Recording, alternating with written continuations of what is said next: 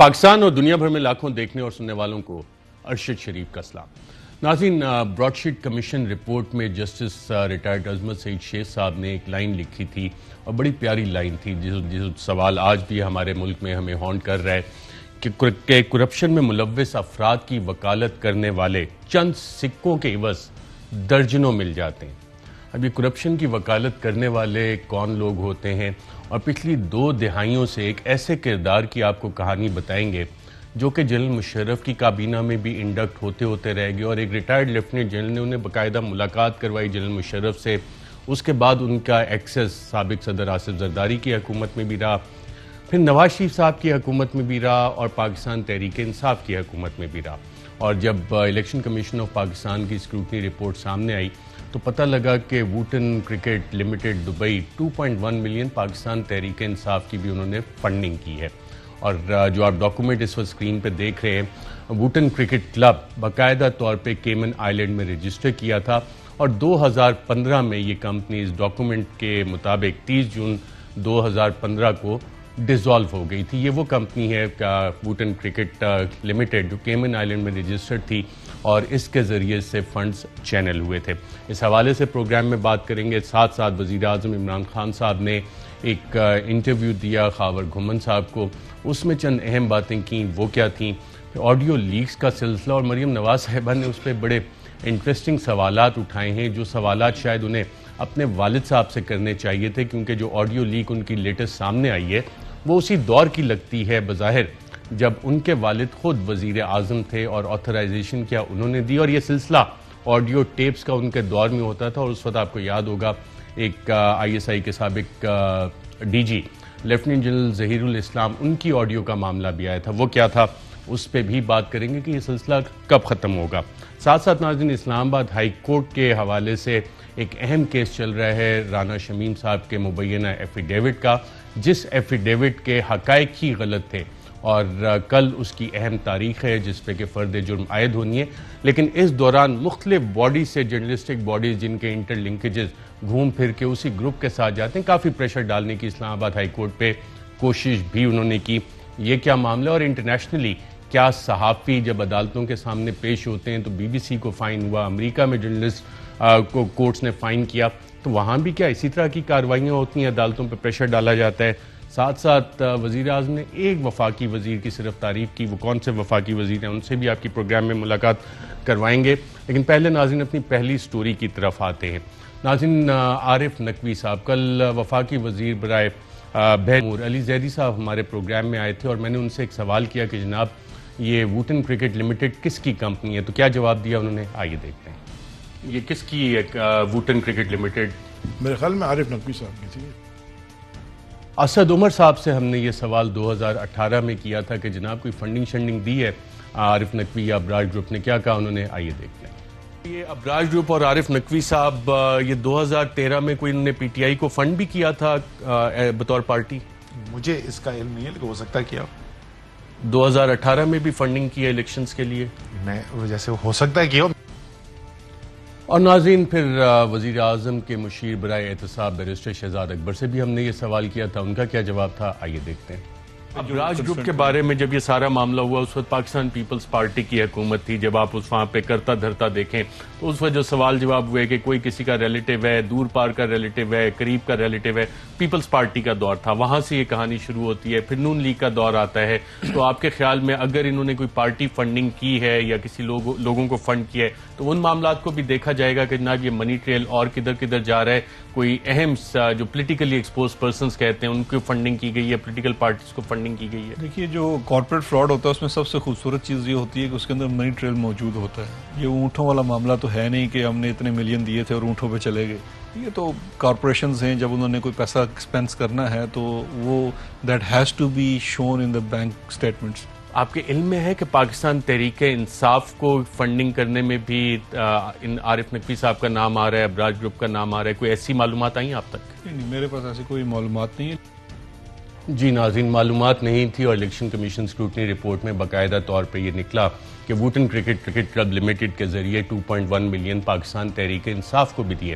اب ہمارے نظام میں ایسے لوگ، اب یہ برطانیہ میں اس وقت مقدمہ چل رہا ہے اور امریکہ میں باقاعدہ طور پہ ڈپارٹمنٹ آف جسٹس نے انڈائٹمنٹ بھی کی، اور اگر ان کو سزا ہوگی تو کم از کم 250 سال کی سزا ان کو ہوگی جب یہ کیس آگے چلے گا۔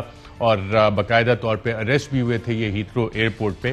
پاکستان میں ایسے لوگوں کو ہاتھ کیوں نہیں لگایا جا سکتا؟ اس کی وجہ ناظرین، کتاب جس کا ٹائٹل آپ دیکھ رہے ہیں ایکیرس، اس کے صفحہ نمبر 68 پہ لکھا ہوا ہے کہ اکتوبر 1999 میں جنرل پرویز مشرف صاحب کو ایک ریٹائرڈ لیفٹیننٹ جنرل کے ذریعے ملاقات کروائی گئی، اور اس حد تک وہ اچھی ملاقات تھی کہ عارف نقوی صاحب کو وہ منسٹر بنانا چاہتے تھے، لیکن انہوں نے انکار کر دیا عارف نقوی صاحب نے، کیونکہ ان کے آگے عزائم زیادہ بڑے تھے۔ ان کے ماڈل تھے رفیق حریری کہ جی میں نے تو وزیر اعظم بننا ہے۔ پھر اسی کتاب کے صفحہ نمبر 143 پہ یہ لکھا ہوا ہے کہ جناب جنرل مشرف اور پھر اس کے بعد آصف زرداری صاحب دونوں اس بات پہ کنونس ہوئے کہ الیکٹرک ابراج گروپ کو دے دی جائے، جو کہ ابراج گروپ کو دے دی گئی، اور الیکٹرک کے majority share holding Abraaj group کے پاس آ گئی۔ پھر اس سے بھی زیادہ انٹرسٹنگ چیز آئی، اور جو کتاب ہے دا کی مین، ایک اور کتاب انہی صاحب پہ لکھی گئی ہے، جس پہ کہ یہ باقاعدہ طور پہ جب آپ اس کا صفحہ نمبر نہیں بلکہ یہ والی کتاب آئیکیرس کا یہ پیج ہے، اس میں یہ بتایا گیا ہے کہ جی مسٹر نقوی انہوں نے نوید ملک کو ریکروٹ کیا، اور اس کے ذریعے کے الیکٹرک کو جب شنگھائی الیکٹرک کو دینا تھا تو 20 ملین دیے گئے، 2.1 ملین تحریک انصاف وہ تو ثابت ہو گئے، اور 20 ملین کا کانٹریکٹ پریپیئر کیا گیا نوید ملک کو کہ جن کے لیے کہ نہ وہ شریف بھائیوں کو دکھا دے، نواز شریف شہباز شریف کو، اور پھر شریف کا بھائیوں نے نواز شریف شہباز شریف نے بتایا کہ جی وہ پیسے کہاں پہ کیسے ڈسٹریبیوٹ کرنے۔ اور پھر کتاب کے صفحہ نمبر 253 پہ لکھا ہوا ہے کہ the bribe was channeled through a Pakistani fixer to Pakistani Prime Minister Nawaz Sharif to facilitate the sale of K Electric to a Chinese company۔ 20 million dollar دو اور اس کے بعد چیزیں تھرو کروا لو، اور پیچھے 80 ارب روپے تقریباً ایک سوئی گیس کمپنی کے پاکستان کے تھے جو کہ پھنسے ہوئے تھے۔ اب جب ہم ناظرین دوسری کتاب دیکھتے ہیں دا کی مین، اس میں بھی کافی ساری چیزیں اس حوالے سے، اس میں بھی 20 ملین ڈالر کا ذکر ہے جو شریف برادران کو دینے کا تھا۔ انڈائٹمنٹ جو ہوئی ہے ڈپارٹمنٹ آف جسٹس کی، اس کے جب آپ دیکھتے ہیں تو اس میں بھی یہاں پہ باقاعدہ طور پہ لکھا ہوا ہے کہ Abraaj bright Pakistani elected officials, the indictment claims in June 2016 Naqvi authorized a $20 million payment to a Pakistani official with links to a senior elected politician. Abraj wanted to engage the politician as a transaction advisor on a deal involving Pakistani power producer and Abraj portfolio company K Electric. جی ہاں، یہ وہی والی deal تھی Shanghai electric کو کے electric دینے والی، اور پیچھے معاملہ تھا کہ جی 80 ارب معاف کر دیجئے۔ ڈیووس میں ایک ملاقات ہوئی تھی، نواز شریف صاحب وہاں پہ بھی گئے تھے، کافی سارے اور لوگ گئے تھے، مشرف زیدی صاحب بھی وہاں پہ تھے، اینالسٹ کالمنسٹ، تو ان سے آج طلحہ نقوی کی بات ہوئی تو انہوں نے کنفرم کیا کہ ہاں جی بالکل وہاں پہ موجود تھے۔ آج تک یہ ٹریک نہیں ملا کہ یہ 20 ملین ڈالر ملے نہیں ملے، اور اگر سوئٹزرلینڈ میں موجود تھے تو پاکستانی اتھارٹیز نے انویسٹیگیٹ بھی نہیں کیا کہ جو انڈائٹمنٹ میں چیز آئی ہوئی ہے وہ 20 ملین ڈالر ملے بھی تھے کہ نہیں ملے تھے۔ یہ کہانی یہاں پہ ناظرین ختم نہیں ہوتی، کیونکہ ایسے لوگ سب لوگوں پہ انویسٹمنٹ کرتے ہیں۔ جو کتابوں میں یہ لکھا ہوا ہے، جو میں ریفرنس دے رہا ہوں کہ جنرل مشرف کے دور سے سلسلہ شروع ہوا اور تحریک انصاف میں چلتا رہا۔ تحریک انصاف نے ایک کمپنی بنانے کی کوشش کی جس کو کہا جاتا ہے سرمایہ Pakistan, the holding company for state owned enterprises, اور ہمیں بتایا گیا کہ جناب جتنے پبلک سیکٹر انٹرپرائزز ہیں اس کو پارک کر دیا جائے گا، کچھ مینیج کیا جائے گا فنڈ۔ تو یہ سارا کیا، اور یہ بھی کتاب میں ہی لکھا ہوا ہے دا کی مین میں کہ کس طرح سے یہ ساری کارروائی ہوئی، اور سرمایہ پاکستان کے ذریعے state owned enterprises Tehreek Insaf نے ان کو دینی تھی۔ سوال یہاں پہ ناظرین یہ آ جاتا ہے کہ یہ لوگ باہر تو پکڑے جاتے ہیں فائنینشیل فراڈز میں، پاکستان میں کیوں نہیں پکڑے جاتے؟ پاکستان میں ناظرین اس سارے کیس سے ہمیں یہ پتہ لگتا ہے کہ یہ وہ لوگ ہیں ہمارے نظام میں بیٹھے ہوئے جو سب جگہ پہ انویسٹمنٹس کرتے ہیں، اور پاکستان میں جو رول آف لا کی بات کرتے ہیں، چاہے آرمی چیف، چاہے چیف جسٹس آف پاکستان یا پرائم منسٹر، اس پہ اگر عمل ہو تو شاید اس طرح کے لوگوں کا احتساب ہو سکے، اور یہ فنڈنگ کے معاملات ہیں یہ زیادہ ٹرانسپیرنٹ بھی ہونے چاہیے۔ ناظرین اب بات کرتے ہیں کچھ دیگر معاملات کی۔ ہمارے ساتھ اسلام آباد اسٹوڈیوز میں موجود ہیں وفاقی وزیر برائے کمیونیکیشن مراد سعید صاحب، بہت شکریہ پروگرام میں شرکت کرنے کا۔ واحد وزیر ہیں جس کی وزیر اعظم صاحب نے باقاعدہ ٹویٹ کر کے جلسہ اور ایک فنکشن میں تعریف کی، ان کو مبارکباد دی کہ آپ ایک رول ماڈل ہیں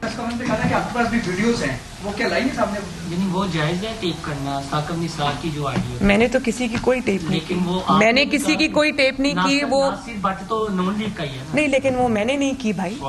وہ تو چیزیں آ جاتی ہیں سامنے، قدرت کا اپنا طریقہ ہے لے کے آنے کا. لیکن آپ ان ٹیپس کو میری ٹیپس کے ساتھ اس کا تو موازنہ بنتا ہی نہیں ہے. میری ذاتی گفتگو ہے کسی کے ساتھ، اس میں کوئی کسی کے خلاف سازش نہیں ہے، کسی کے خلاف کچھ وہ نہیں ہے.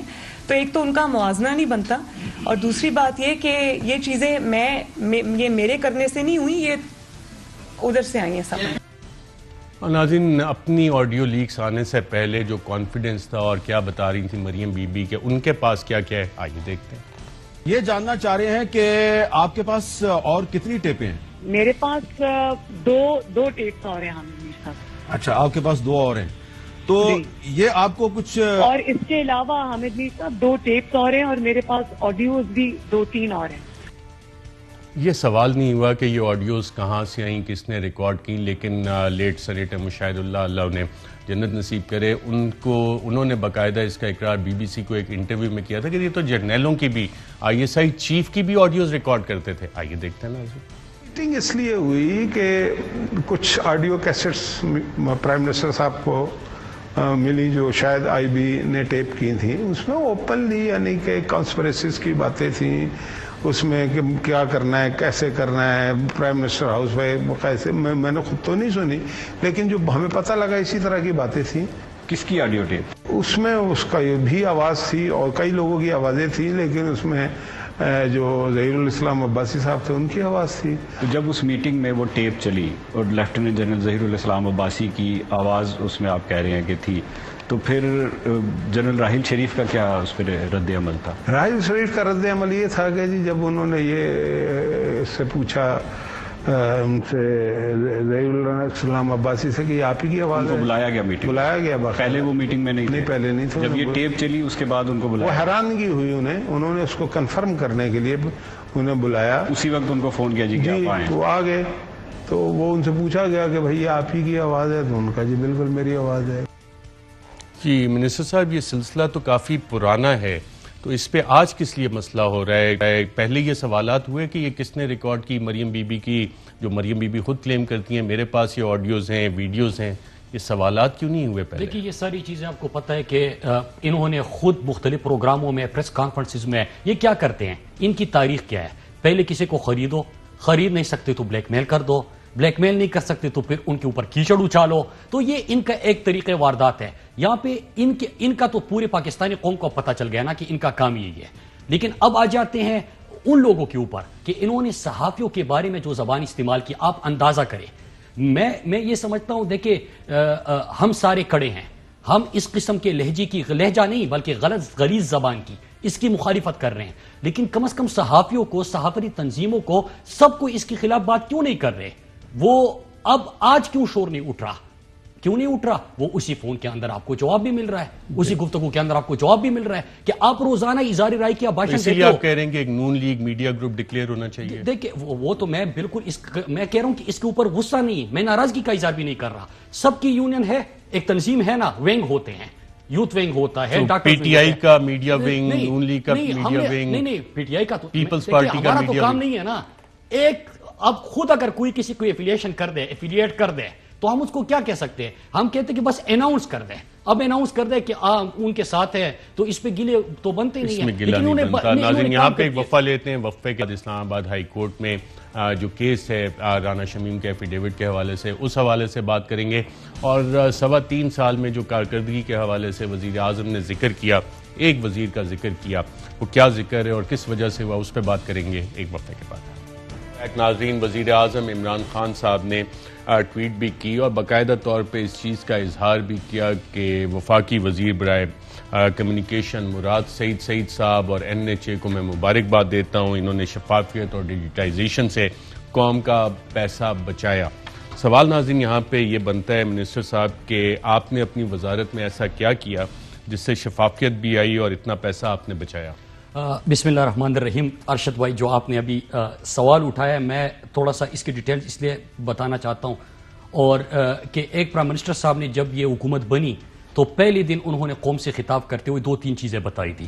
اصل میں ہماری یادداشت کمزور ہوتی ہے, ہم بھول جاتے ہیں کہ ہمیں قرضوں کا انبار بھی ملا تھا, ہر سال ہم نے سود کے زمرے میں بھی اربہ روپے دینے تھے جو انہوں نے قرضہ لیا تھا, اور اس کے بعد آپ نے ادارے خساروں میں بھی تھے سارے, تو آپ نے اپنے اخراجات کم کرنے تھے, اپنی آمدن میں اضافہ کرنا تھا, جو کرپشن اور کمیشن کا کلچر تھا اس کو ختم کرنے کے لیے اپنی شفافیت لانی تھی. یہ پی ایم صاحب کا ویژن تھا, اور پی ایم صاحب نے جتنے انیشیٹوز لیے اس کو بھی دیکھیں. میں اپنے والے پہ آ جاتا ہوں. دیکھیں پہلے میں آپ کو یہ بتاؤں کہ ہم نے اپنے ادارے میں NHA میں ہم ای پروکیورمنٹ لے کے آئے, ای بڈنگ, ای بلنگ, ای ٹینڈرنگ. اس سے کیا ہوا کہ اس وقت اگر ہم کمپیریزن کر لیں, اور میں کمپیریزن آپ کے سامنے رکھ لیتا ہوں, کہ اس سے یہ کہ ہوگا کہ بل کلیئر کرنے کے بعد ای بلنگ سے آپ کا کمیشن کلچر ختم ہو گیا, اور جو کرپشن ہوتی تھی, ککس بیکس ہوتے تھے, اس کا آپ یہ ہوا کہ جب آپ ای ٹینڈرنگ پہ گئے تو آپ ای بڈنگ پہ گئے تو آپ نے وہ سلسلہ بند کر دیا. اب آتے ہیں ڈیٹیلز کے اوپر, اور اس سے ایک اور سوال بھی جنم لیتا ہے. سوال یہ جنم لیتا ہے کہ آپ اندازہ کریں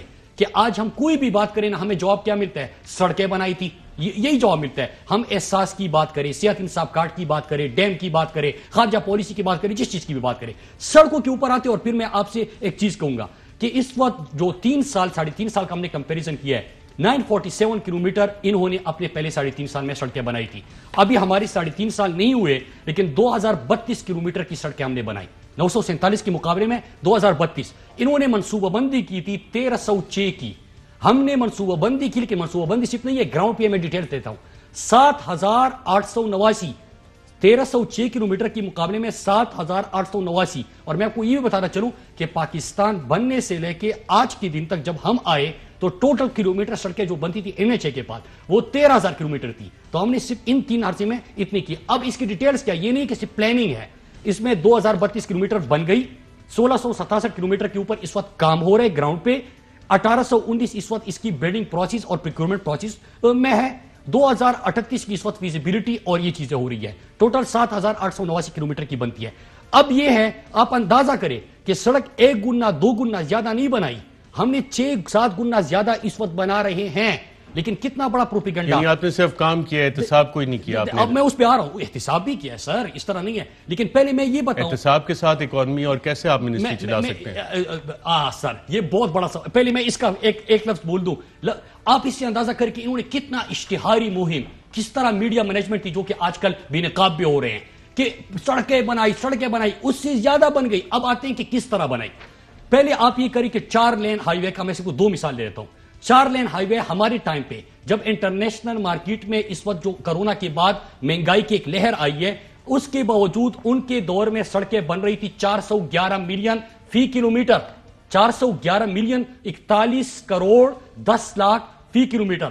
ہمارے دور میں بن رہی ہے 172 ملین, مطلب 17 کروڑ 23 لاکھ, 17 کروڑ 23 لاکھ بمقابلہ 41 کروڑ یہ 4 لین سڑک. مطلب یہ کہ 24 کروڑ فی کلومیٹر سڑک مہنگی بن رہی تھی جب مہنگائی کی لہر نہیں تھی دنیا میں.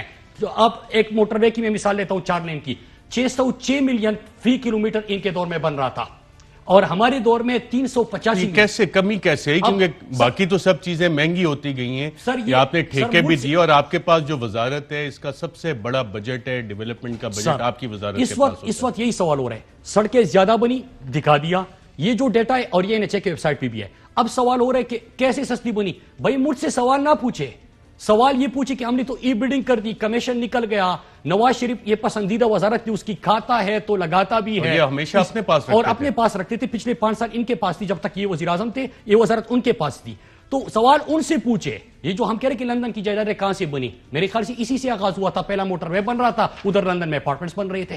تو یہ آپ نے ریکوریز بھی کی ہیں. اب ایک یہ ہو گیا, لیکن کیوں مہنگی بن رہی تھی. میں پاکستانی قوم کو کہتا ہوں, جب بھی موٹر وے اور سڑک کے اوپر سفر کرے, فی کلومیٹر 24 کروڑ کا اور اس سے 23 کروڑ کا آپ فرق گنتے جائے, کیلکولیٹر اپنے پاس رکھے. اب آتے ہیں کہ آپ نے کوئی ریکوری بھی کی ہے. دیکھیں ارشد بھائی, میں ایک چیز بتاؤں, پرائم منسٹر صاحب کا ویژن تھا اکاؤنٹیبلٹی, کہ آپ نے ٹرانسپیرنسی لانی, دکھا دیا.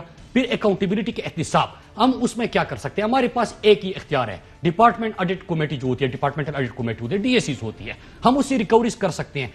ہم نے اسپیشل آڈٹ کیا ان پروجیکٹس کا جس میں اسکیلیشن ہو رہی تھی, جو ڈیلے ہو رہے تھے.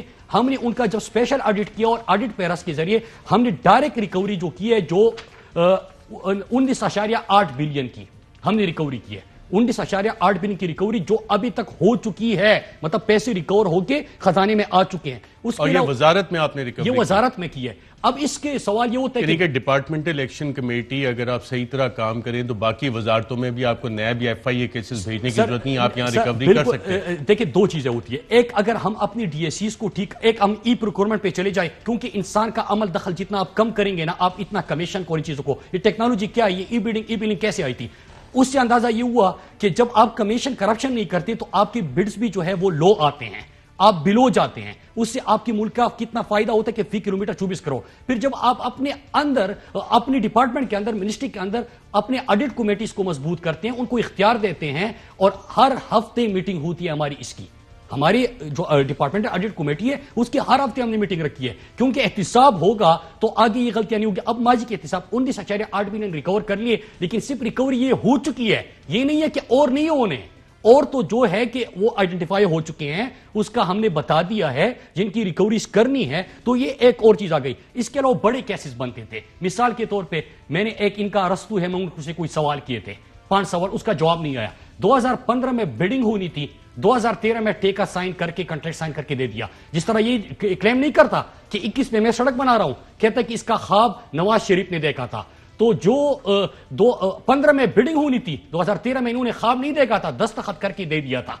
तो ये इनके करतूत है असल में। तो ये उसमें बड़े बड़े केसेस बनते हैं, वो हमने क्या किया, नैब को दे दिए, FIA को दे दे, ये सारी चीजें कर दी। अब ट्रांसपेरेंसी से होता क्या है, वो सारे तो लटक गए होंगे, रिकवरी भी नहीं हुई अभी सर। देखिए, मैं उसके ऊपर, ये इदारों का काम है, वो जिस अंदाज से करते हैं। हमने अपने अल्लाह को देखे, प्राइम मिनिस्टर साहब मुझे नहीं, हर वजीर को हर हफ्ते, हर मिनिस्ट्री का खुद ब्रीफिंग्स भी लेते हैं, गाइड भी करते हैं, बताती भी है। वो एक काज लेके आए हैं और वो इसके ऊपर बिलीव करते हैं खुद। उनसे अपने जो उन्होंने स्टैंडर्ड सेट किया है ना, वहां कोई नहीं पहुंच सकता, लेकिन कम से कम हम एफर्ट और कंट्रीब्यूशन जरूर कर सकते हैं। वो एक चीज जो उनके पास है, जिम्मेदारियां, जितनी भी हमारी इस वक्त बड़ी प्रोजेक्ट्स चल रहे हैं, आप देखिए सारे प्राइम मिनिस्टर के अपने इनिशिएटिव्स हैं। अब आ जाते हैं कि इन ट्रांसपेरेंसी से, अकाउंटेबिलिटी से, और एक चीज क्या हुई, हमारे NHA में इस वक्त 125% रेवेन्यू में इजाफा हुआ।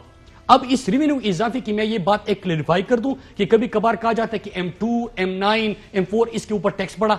ये 20 साल का मुआहिदा नवाज शरीफ के दौर में हुआ है और उन्हें आउटसोर्स किए हुए हैं, जो जिसके ऊपर वो उनके ऊपर टैक्स बढ़ा है। हमारे पास NHA के पास 117 टोल प्लाजे हैं, 1 रुपया टैक्स नहीं बढ़ाया। अब सवाल होता है कि किस तरह आपने रेवेन्यू बढ़ाया। हमने टारगेट रखा था 5 साल में 100 बिलियन इंक्रीज का, अरशद भाई, हमने 102.3 बिलियन पहले 3.5 साल में टारगेट अचीव कर लिया अपना, जो 100 बिलियन का टारगेट था। यह टारगेट क्यों रखा था कि NHA का सिर्फ ये नहीं है कि आप पैसे दो और सड़क बनाओ, कोई सेल्फ सस्टेनेबिलिटी का मॉडल भी होता है कि फ्यूचर में आपने सड़कें भी बनाओ, अपने पैसे से बनाओ। हमने पब्लिक प्राइवेट पार्टनरशिप के ऊपर भी चले गए, हम ये सारी चीजें भी कर रहे हैं, लेकिन हम उस जानिब तब बढ़ेंगे जब हम अपने एसेट्स को सही इस्तेमाल के लिए उन्हें कमाए। अब कैसे हुआ, हमने तमाम 13,600 किलोमीटर सड़कें जो थी उसके हमने GIS फील्ड सर्वे कर लिया, GIS मैपिंग कर ली। मैं एक मिसाल देता हूं कि 93,000 कमर्शियल जो एंटिटीज थी वो हमने आइडेंटिफाई कर ली, उससे हमारा रेवेन्यू इंक्रीज हुआ। एक और मिसाल देता हूं शफाफियत की, कि आप लैंड भी आपने रिकवर करवाया, 5.8 बिलियन का हमने लैंड रिकवर किया, जो जमीन के ऊपर NHA का राइट ऑफ वे था, जिसके ऊपर कब्जा हुआ था, और कब्जे इन्हीं के तौर में हुए थे, वो कब्जे छुड़ाए। तो अपोजिशन तो कहती है कि आपसे ना हुकूमत चल रही है, ना मईशत चल रही मैं है, उस पे आता हूं। अगर आपकी इतनी रिकवरीज हैं तो ये आप आवाम को बताने में क्यों नाकाम है? अभी तक आपका बयानिया क्यों नहीं बिकती है, सक्सेस स्टोरीज क्यों नहीं सामने? इस पे भी मैं आता हूं। इससे पहले मैं एक और बात, दूसरी मिसाल दूं। एक रेस्ट एरिया मुशर्रफ के दौर में 17 लाख सालाना दिया गया, सालाना 17 लाख रुपए, पाकिस्तान को 17 लाख रुपए मिलते थे। जरदारी आया, उसी बंदे को 17 लाख सालाना दिया गया। नवाज शरीफ आया, उसी बंदे को 17 लाख सालाना दिया गया। हम आए, हमने कहा कि नहीं, इसकी ओपन बिडिंग कर दो। हमारे 6.5 मिलियन 65 लाख माहवार चला गया। इस मुल्क का इस तरह खून चूसा गया है, 17 लाख सालाना 3 अतवार में। कौन बंदा था ये? कोई था, अब ऐसे लोग होते हैं। और ये नहीं है कि हमारे दौर में नहीं कहा होगा कि एक्सटेंशन की दरखास्त नहीं आई होगी, एक्सटेंशन के लिए राब्ते नहीं किए होंगे, लेकिन एक ये सर कि आपका अब सवाल यह था कि ये मैंने मिसालें दी। अब मैं उस पर आ जाता हूं जो आपका सवाल है कि आप ये बेच क्यों नहीं रहे। देखिए, एक इशू है कि आप मुझे बताइए, जिस तरह की अभी आजकल आप ये जो टीवी पे अभी इससे पहले वो मुजरिम की साहबजादी को दिखा रहे थे कि इस तरह तो मीडिया मैनेज होता है, फोन कर लो, ये चलाओ वो चलाओ। हम तो यही गुफ्तगू कर रहे हैं। प्राइम मिनिस्टर इमरान खान तो यही कह रहे हैं कि आप बैठे, ہم سے یہ سوال پوچھے کہ ہم نے کہاں سے آغاز کیا تھا، میں کمپیریزن دکھا رہا ہوں اور اس کے اوپر کوئی سوال نہیں کر سکتا کیونکہ یہ میں خود سے نہیں بتا رہا. باقی وزارتوں میں بھی اسی طرح کا پروگریس ہے. بہت کم. میں آپ کو ایک ایک کر کے بتاتا ہوں. پہلی چیز کہ آپ تو میڈیا کے اوپر اتنے اشتہار، ہم نے تو اتنے اشتہار نہیں دیے. آپ نے کبھی اشتہار نہیں دیکھا ہوگا، شاید دینے پڑے تو اب دیں گے تاکہ کم از کم پتہ تو چلے قوم کو. لیکن اس کے علاوہ کوئی قرضے، جب سود قیمت میں ہم ادائیگیاں کرتے ہیں تو قرضے کیا عمران خان نے لیے تھے؟ جو انہوں نے سبسڈیز کی قیمت جو ماڈل آپ نے امپلیمنٹ کیا اپنی وزارت میں، یہ ماڈل باقی وزارتوں میں کیوں نہیں کام کر رہا؟ سر دیکھیں ہر جگہ پہ کچھ نہ کچھ ہو رہا ہے. میں وزارت کرنے میں آپ کو بڑی چیزیں بتا رہا ہوں. ایک ہوتا ہے نا اس وقت جو انیشیٹوز ہیں ہمارے ملک میں، جب وزیر اعظم کا پیٹ بھی خراب ہوتا تھا کہتے کہ لندن علاج کے لیے گئے. 34 کروڑ صرف جہاز وہاں پہ رکوا کے ان کی علاج کے اوپر، یہ جو قومی اسمبلی میں سوال ہوا تھا تحریری جواب آیا تھا، 64 لاکھ آپ نے اس کی علاج کے اوپر، اس کے لیے جہاز پھر واپس بھیجا کیا. یہ نواز شریف کی بات کر رہا ہوں. پھر آپ کا کوئی بھی چیز ہوتا ہے آپ باہر جاتے، آپ عوام کے اوپر کیا فوکس ہوتا؟ آج عمران خان نے صحت انصاف کارڈ دیا، صحت انصاف کارڈ، اور آپ یہ دیکھیں کہ ایک وزیر اعظم عمران خان جب اپنی والدہ کی علاج کے لیے اسپتال میں تھے تو ایک بندے کو دیکھا، اور اسی وقت سے پرائم منسٹر نے یہ بار بار یہ بات کرتے تھے اور خیبر پختونخوا سے آغاز کیا جب حکومت بنی. یہ لیڈر ہوتا ہے احساس جس کے اندر تھا. کیا تھا کہ ایک بندہ آیا، وہ ڈاکٹر سے پوچھتا ہے، یہ پرائم منسٹر سے یہ کہانی میں نے خود سنی ہے، وہ ڈاکٹر سے پوچھتا ہے کہ دوائیاں لے آیا تو ڈاکٹر کہتے کہ اور تو نہیں چاہیے، کہتے کہ کیا اور دوائیاں بھی لانی ہوگی؟ کہتے کہ اس کی شکل، اس کی جو اس کے اوپر اس وقت جو گزر رہی تھی، جو اس کی فیلنگز تھی وہ میں نہیں بھول سکتا. اور اس وقت میں نے عزم کر لیا تھا کہ جب اللہ موقع دے گا ٹھیک ہے تو میں یہ کچھ نہ کچھ کنٹریبیوشن کروں گا. پہلے شوکت خانم بنایا، عوام نے ان کے اوپر ٹرسٹ کیا، اور پھر اس کے بعد خیبر پختونخوا میں آج پورے پاکستان میں ہم نے صحت انصاف کارڈ کا آغاز کیا. کیا ہے کہ ایک آپ دیہڑیدار چھوڑے ارشد بھائی، آپ یہ دکاندار چھوڑے، آپ تنخواہ دار بننے سے بھی پوچھے نا، اللہ نہ کرے ان کے گھر میں بڑی بیماری آ جائے نا، وہ اس کی کمر ٹوٹ جاتی ہے. یہ عمران خان نے کیا. دوسرا میں آپ کو بتاؤں احساس پروگرام غربت کے خاتمے کا، یہ سارے پروگرام ہیں اس پہ ڈیم کے اوپر آپ آ جائے، اس پہ جو ریلیونٹ وزارتیں ان سے بھی بات کریں گے. ناظرین وزیر اعظم خان نے باقاعدہ تعریف کی اور ہم نے منسٹر صاحب کو بلایا بھی اور دستاویزات بھی لے کے آئے ہیں، اور اگر کسی نے جتنی انہوں نے فیکٹس بتائے ہیں، فگرز بتائی ہیں، چیلنج کرنی ہو تو بالکل آپ چیلنج بھی کر سکتے ہیں. کوئی جتنے ٹھیکے جو انہوں نے ریکوریز کا بتایا ہے، اور اگر آپ کو کہیں کوئی 2 نمبری نظر آئے تو یقیناً ہم سے رابطہ بھی کیجیے گا، بتائیے گا بھی. ہم منسٹر صاحب سے اس کا یقیناً سوال بھی کریں گے. آپ تیار ہیں اس چیز کے لیے؟ بالکل، میں ہر چیز کے لیے تیار ہوں. اور اس کے ساتھ میں آپ کو یہ بھی بتاؤں کہ ہم نے اپنے ویب سائٹ کے اوپر اور اپنے منسٹری کے اندر ہم نے پورا کمپلینٹ بھی بتایا. ناظرین اگر اس طرح کی سکسیس سٹوریز ہیں تو باقی بھارتوں نے بھی جو کام کیا ہے 3.25 سال کے عرصے میں وہ بھی سامنے آنا چاہیے. یہاں پہ ناظرین ایک وقفہ لیتے ہیں، وقفے کے بعد جو دوبارہ آپ کی خدمت میں آئیں گے تو اسلام آباد ہائی کورٹ میں کل ایک اہم سماعت ہے رانا شمیم کے ایفیڈیوٹ کے حوالے سے، ساتھ ساتھ ایک اہم ملاقات ہوئی،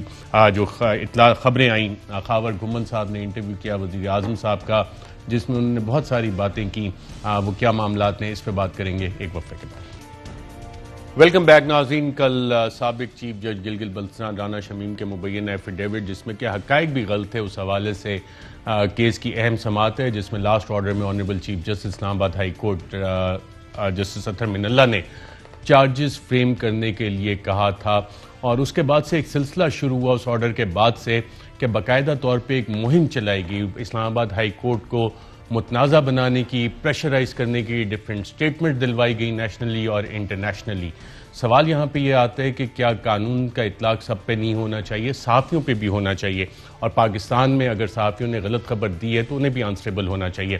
میں آپ کو ناظرین چند انٹرنیشنل خبریں بتاتا ہوں. آپ دیکھ لیں U S press freedom tracker کے reporter fined for contempt after recording court proceedings record کی اور اس پہ کنٹیمپٹ کا چارج ہوا. Prior restraint order New York Times کے اوپر نیو یارک کورٹ نے جاری کیا. اس حوالے سے بی بی سی کو 28,000 فار کنٹیمپٹ آف کورٹ باقاعدہ طور پہ جرمانہ ہوا 28,000 پاؤنڈ کا. اگلی خبر ناظرین اگر آپ اس حوالے سے دیکھیں تو ایک بلاگر اور فارمر ڈپلومیٹ اس کو 8 ماہ جیل ہوئی کیونکہ اس نے کنٹیمپٹ آف کورٹ کی سزا کے طور پہ کہ اس نے جو اس حوالے سے کوریج کیا تھا وہ غلط تھا. ساتھ ساتھ ناظرین اگلی خبر اگر آپ دیکھیں تو 6 جنوری کے حوالے سے جو کیپٹل ہل پہ ہوا تھا 8 صحافیوں میں امریکہ میں ابھی بھی کرمنل چارجز ان کے خلاف چل رہے ہیں. اگلی خبر پہ ناظرین اگر آپ نظر ڈالیں تو آپ کو باقاعدہ اس حوالے سے پتہ لگتا ہے کہ یہ سلسلہ برطانیہ میں، امریکہ میں، دنیا کے دیگر ممالک میں چلتا ہے، لیکن یہاں پہ جب بات آتی ہے کہ رول آف لا سب کے لیے برابر ہونا چاہیے تو پھر مختلف کیمپین چلا دی جاتی ہیں. جو لاسٹ آرڈر تھا اس کے اہم نکات کیا تھے آنریبل چیف جسٹس اطہر من اللہ کے، آئیے دیکھتے ہیں. آج کی سماعت میں یہ بات بھی سامنے آئی کہ انصار عباسی اور عامر غوری عدالتی نظام میں مداخلت عدالتی نظام میں رکاوٹ ڈالنے اور کسی زیر سماعت کیس کے نتائج پر اثر انداز ہونے کی اہمیت کو نہیں جانتے۔ یہ بات بھی سامنے آئی کہ وہ اظہار رائے کی حدود اور قیود کو بھی نہیں جانتے، جیسا کہ یورپین کنونشن برائے بنیادی انسانی حقوق کے آرٹیکل 10 میں بتایا گیا ہے۔ عدالت کو یہ بات بھی سمجھ آئی کہ ان کے مطابق ایک ایسا لیک شدہ حلفنامہ اس کے متن کی پرواہ کیے بغیر شائع کیا جا سکتا ہے جو مشکوک ذریعے سے ملا ہو اور جس کا مقصد عدالتی کارروائی میں رکاوٹ ڈالنا یا مداخلت کرنا ہو۔ تشویشناک طور پر ان کے مطابق پراسرار طور پر ملنے والا ایک ایسا لیک شدہ ڈاکومنٹ شائع کرنا ایک درست عمل ہے جس کے ذریعے اس عدالت اور اس کے ججز کی غیر جانبداری اور آزادی کو مشکوک بنایا جائے۔ عامر غوری اور انصار عباسی نے اس بات پر زور دیا کہ کسی بھی خبر کو اس کے نتائج کی پرواہ کیے بغیر شائع کرنے کے عمل کو آزادی صحافت کا تحفظ حاصل ہوتا ہے اور ایسا کرنا صحافتی فریضہ ہے۔ اظہار رائے کی آزادی کا مطلب مکمل آزادی نہیں، اور آزادی اظہار رائے میں صحافی کی پیشہ ورانہ ذمہ داریاں بھی شامل ہوتی ہیں۔ یہ عدالت آزادی صحافت اور اظہار رائے کی آزادی کو سمجھتی ہے اور اس کا عکس اس عدالت کے فیصلوں میں نظر آتا ہے۔ ایسی کوئی بھی اشاعت اظہار رائے کی آزادی کے زمرے میں نہیں آتی جس کے ذریعے عدالتی نظام میں مداخلت کی جائے یا کسی کے حقوق کو سلب کرنے کی کوشش کی جائے۔ اظہار رائے کی آزادی ذمہ دارانہ رویے اور لوگوں کے حقوق کا احترام کرنے سے مشروط ہے۔ توہین عدالت کا قانون کسی جج یا اس کی حفاظت سے متعلق نہیں بلکہ انصاف کے نظام میں مداخلت سے متعلق ہے۔ کسی بھی زیر سماعت کیس میں مداخلت کرنے کا معاملہ آزادی اظہار رائے کے زمرے میں نہیں آتا۔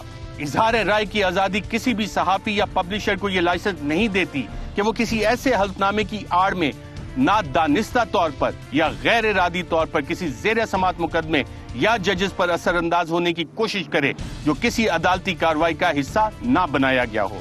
یہاں یورپین کورٹ برائے انسانی حقوق کے ایک فیصلے کا حوالہ دینا بھی درست ہوگا جس میں ایک صحافی کو ویانا کورٹ آف اپیل کی جانب سے دی گئی سزا کو برقرار رکھا گیا۔